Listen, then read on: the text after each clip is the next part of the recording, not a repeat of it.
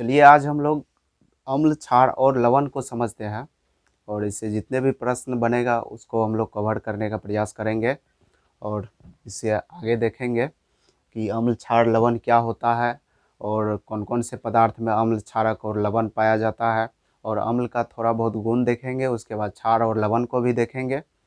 और इससे पहले अगर आप चैनल को सब्सक्राइब नहीं किया है तो इसको सब्सक्राइब ज़रूर करें ताकि इस तरह का वीडियो आपको मिल सके। तो इसमें हम लोग जब देखेंगे अम्ल को, तो इसमें जैसे एसिड, बेस एंड सेल्ट। अम्ल का इंग्लिश एसिड हो गया, बेस क्षार हो गया और सेल्ट यानी नमक हो गया, या उसको लवण बोलते हैं। लवण को ही नमक भी बोलते हैं। तो इसमें जब हम लोग अम्ल को देखेंगे तो अम्ल खट्टा पदार्थ, जितने भी खट्टा पदार्थ होता है वो सभी अम्ल होता है। जैसे कच्चा आम हो गया, दही हो गया, उसके बाद नींबू हो गया, ये सभी होता है अम्ल। और इसका हम लोग अगर स्वाद की बात करेंगे, जैसे अम्ल, एसिड या तेजाब भी इसको बोला जाता है। आप सुने होंगे किसी पे एसिड अटैक हो गया तो यही एसिड उस पर डाला जाता है।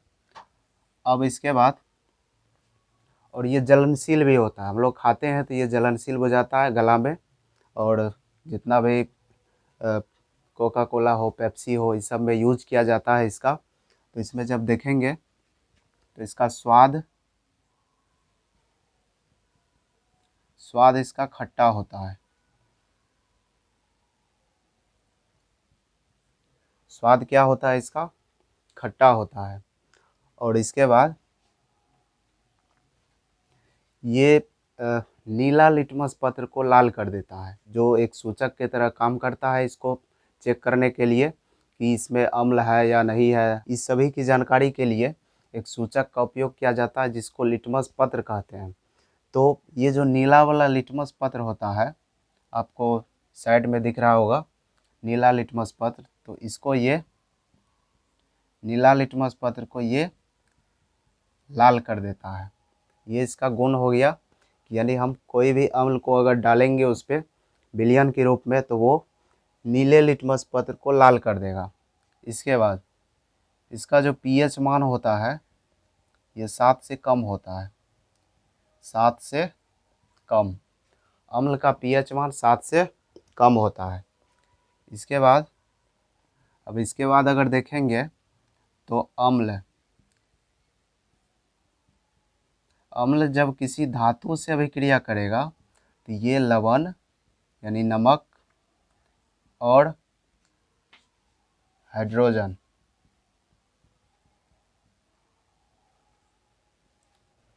अम्ल जब धातु से रिएक्शन करेगा तो ये लवण और हाइड्रोजन गैस को मुक्त करेगा। हाइड्रोजन गैस को मुक्त करेगा। जैसे एसिड प्लस मेटल, ये जब रिएक्शन करेगा तो ये सेल्ट प्लस एच यानी हाइड्रोजन को ये मुक्त करेगा। इसके बाद अगर इसके हम लोग कुछ उदाहरण को देखेंगे तो इसमें एसिड के रूप में हम लोग ले सकते हैं H2SO4 सल्फ्यूरिक अम्ल, मेटल Fe ले सकते हैं। और उसके बाद ये जो बनाएगा तो इस H2 तो बाहर निकलेगा गैस के रूप में, तो ये हो जाएगा H2 तो यहाँ चले आएगा। और इसके बाद ये दोनों रिएक्शन करेगा तो FeSO4 ये बनेगा, ये लवण हो जाएगा। और उसके बाद ये हाइड्रोजन हो गया जो मुक्त होगा। और उसके बाद ये मेटल हो गया, ये हो गया एसिड, ये एसिड हो गया। और इसके बाद एसिड को पेय पदार्थ में मिलाया जाता है। जैसे हम लोग यूज करते हैं कोका कोला, पेप्सी या और अन्य पेय पदार्थ जिसमें मिलाया जाता है अम्ल को उसमें गैस के रूप में मिलाया जाता है। एसिड में जो ऑक्सीजन होता है, ऑक्सीजन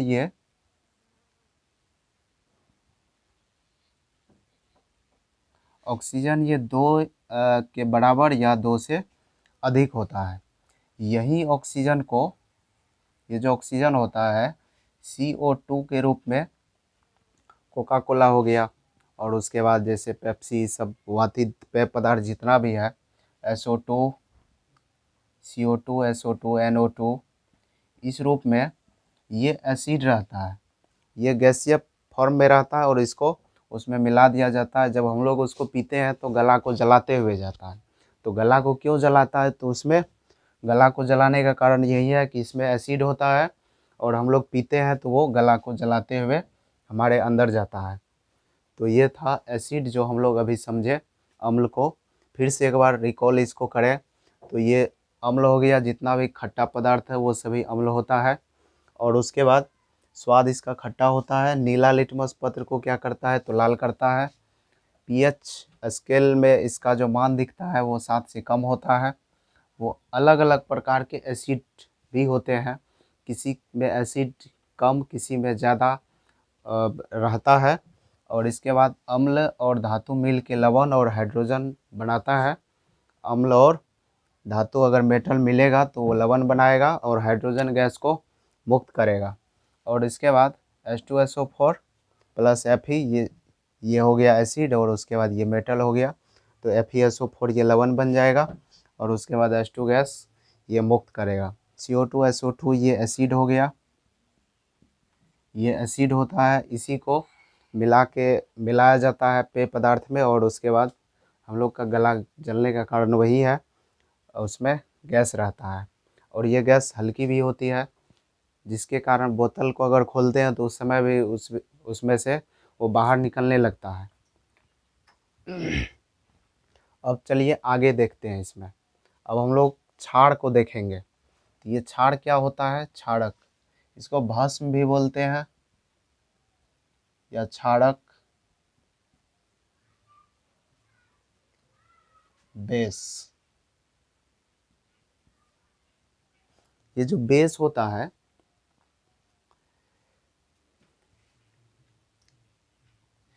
इसका स्वाद होता है कड़वा। आप एक सॉन्ग सुने होंगे, बेबी को बेस पसंद है तो खिला दो बेस। साबुन में बेस होता है। अब इसके बाद इसमें देखेंगे तो इसका स्वाद कड़वा होता है। इसका स्वाद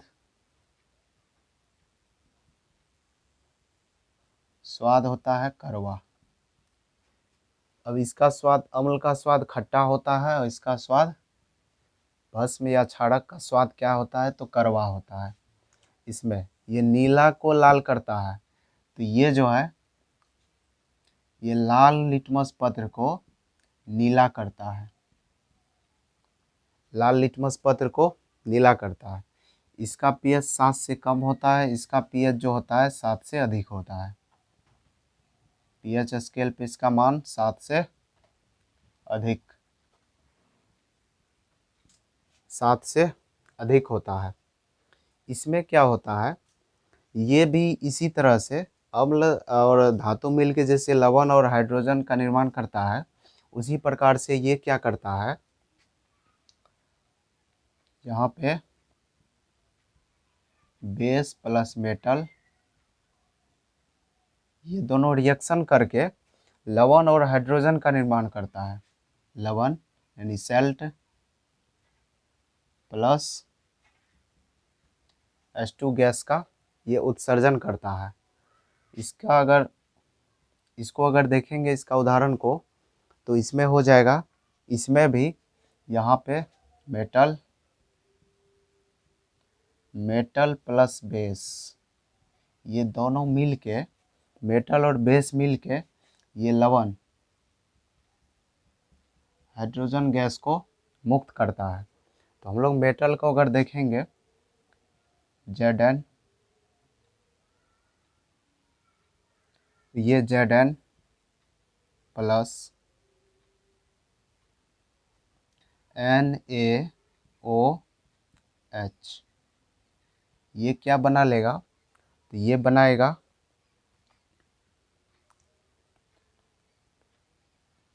Na2 ZnO2 प्लस H2। ये हाइड्रोजन गैस को मुक्त करेगा। और इसमें यहाँ पे H2 है तो यहाँ 2 दे दीजिए। अब ये बैलेंस हो गया।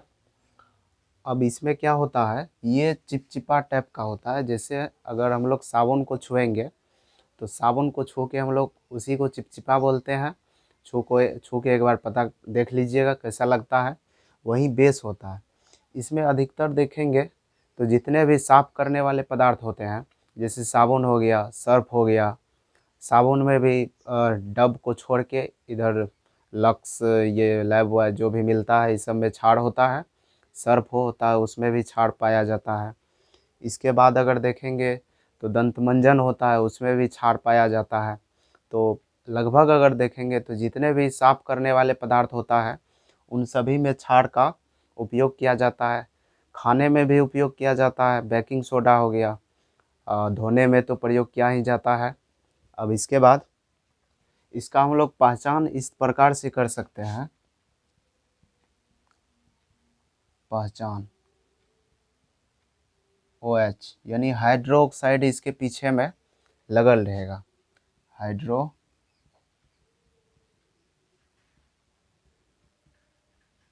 हाइड्रोक्साइड इसके पीछे में हाइड्रोक्साइड लगल रहेगा।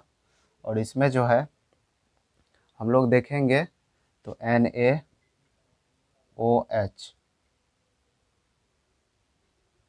इसमें देखेंगे तो NaOH। ये हो गया sodium hydroxide.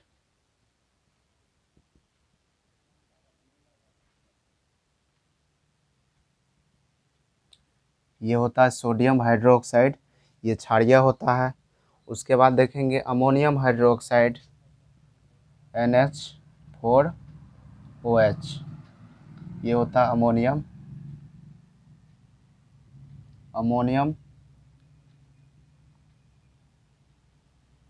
Ammonium hydroxide. Calcium hydroxide एक होता है CaOH2,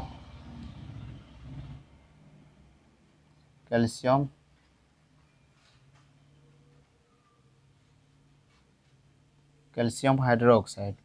तो ये होता है क्षार।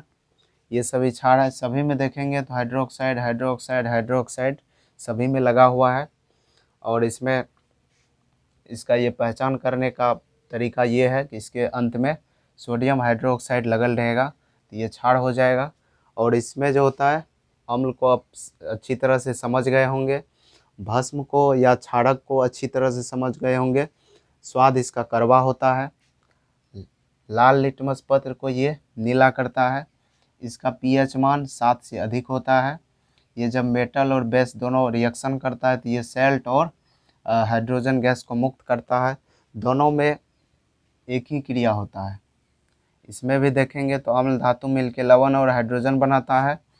इसमें भी देखेंगे क्षारक में तो मेटल और बेस ये लवण और हाइड्रोजन बनाता है। और इसके पहचान करने का नियम हाइड्रोक्साइड ये हो जाएगा, इसके पीछे में लगा रहेगा। NaOH sodium hydroxide, NH4OH ammonium hydroxide, CaOH2 ये हो जाएगा कैल्शियम हाइड्रोक्साइड। तो चलिए अब हम लोग लवण को समझते हैं। सैल्ट,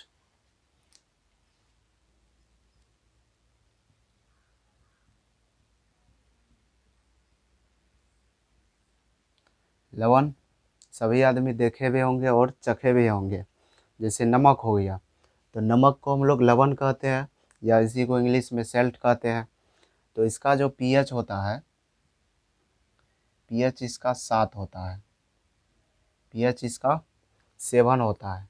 तो 7 होता है तो इसका मान इसका जब देखेंगे कि ये क्या होता है तो ये उदासीन होता है। उदासीन किसको कहते हैं तो जो न अम्ल हो और न क्षार हो उसी को हम लोग उदासीन कहते हैं। तो ये न अम्ल है न क्षार है तो ये क्या है तो ये उदासीन है। उदासीन में नमक हो गया, चीनी हो सकता है, कपड़ा हो सकता है, उसके बाद पानी हो सकता है। ये सभी उदासीन पदार्थ होता है जिसका pH मान 7 होता है। इसमें क्या होता है, जैसे यहाँ पे एसिड प्लस बेस ये मिल के सॉल्ट बनाता है, प्लस ये H2O का निर्माण करता है, पानी का ये निर्माण करता है। यहाँ पे जब इसमें देखेंगे एसिड प्लस बेस को, तो ये इसमें एसिड हो गया प्लस NaOH ये बेस हो गया,